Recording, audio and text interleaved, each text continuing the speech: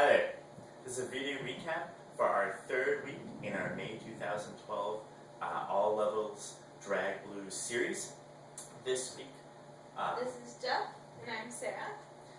And this week we talked about two distinct sets of movements, some variations on crab walks, and then a side catch.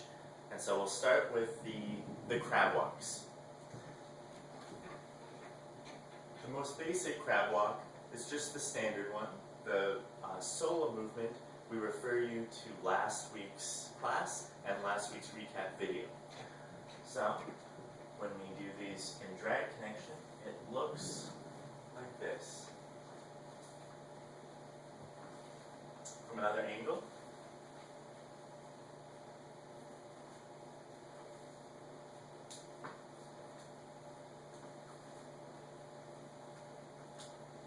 So remember, reach, step, and transfer. And keep this nice and smooth. And so when you're reaching across your body, step, and just do a transfer not far away from the other foot. I know in class a lot of people are taking big steps, so keep that step small. We then brought in the level changes that we first discussed in week 1 to do high-low crab walks, which look like this.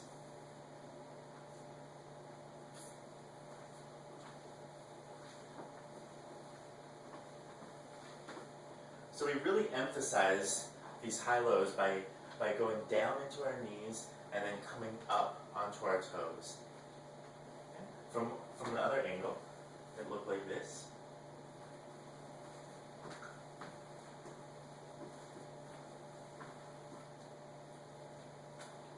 And lastly, we use these high-lows to create a pivot, a spin, that allows us to change directions and go around the floor. This is a personal favorite of ours, and so we hope that you guys have a chance to try it out, and yeah, we hope you enjoy it too. It looks like this.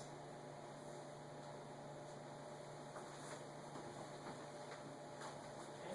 From another angle.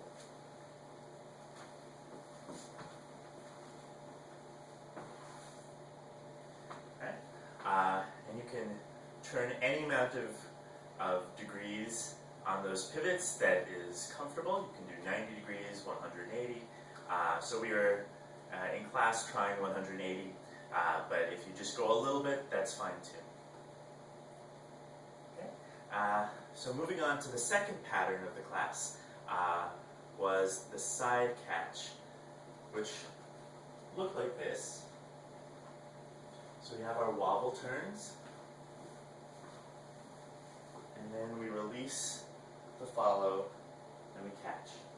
So follows so in this wobble turn we have this rotational momentum, and when the lead releases us, we want to keep that rotation going, but we also now have a linear direction. And so we keep going, but we turn into this hand in the direction that we were going, and we want to really stretch here. So leads, it's your job to slow the follows down and bring them to a stop once they've settled over their foot. And follows, it's our job to keep going until we've actually been stopped and really stretch into that hand. And so we gave you some counts on which you can think about doing this turn. So we had 1, 2, release. So release the left hand.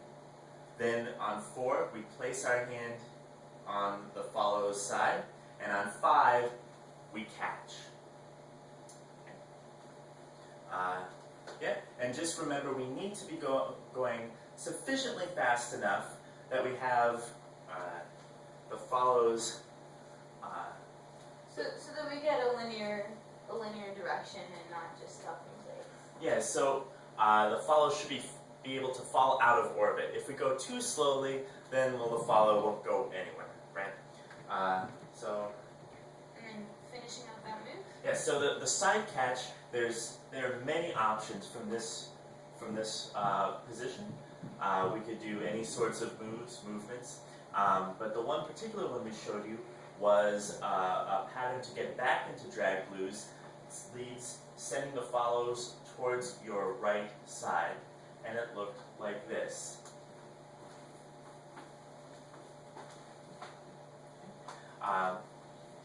So to sort of remind you what's going on, you're bringing the follows to your right side, and then you're wrapping yourself around the follow.